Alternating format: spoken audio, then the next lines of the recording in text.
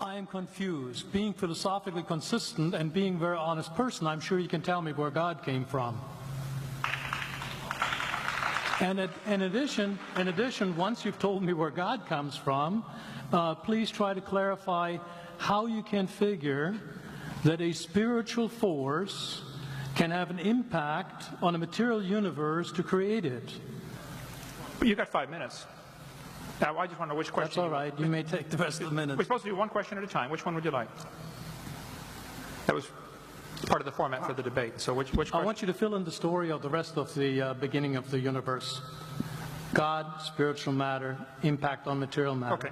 So 2 questions. All right. Go ahead. All right, your question, where did God come from, assumes that you're thinking of the wrong, obviously it displays that you're thinking of the wrong God, because the God of the Bible is not affected by time, space, or matter. If he's affected by time, space, or matter, he's not God. Time, space, and matter is what we call a continuum. All of them have to come into existence at the same instant, because if there were matter but no space, where would you put it? If there were matter and space but no time, when would you put it? You cannot have time, space, or matter independently. They have to come into existence simultaneously. The Bible answers that in 10 words. In the beginning, there's time. God created the heaven, there's space, and the earth, there's matter. So you have time, space, matter, created a trinity of trinities there. Just, time is past, present, future. Space has length, width, height. Matter has solid, liquid, gas. You have a trinity of trinities created instantaneously. And the God who created them has to be outside of them. If he's limited by time, he's not God. The guy who created this computer is not in the computer. He's not running around in there changing the numbers on the screen, okay? The God who created this universe is outside of the universe. He's above it, beyond it, in it, through it. He's unaffected by it.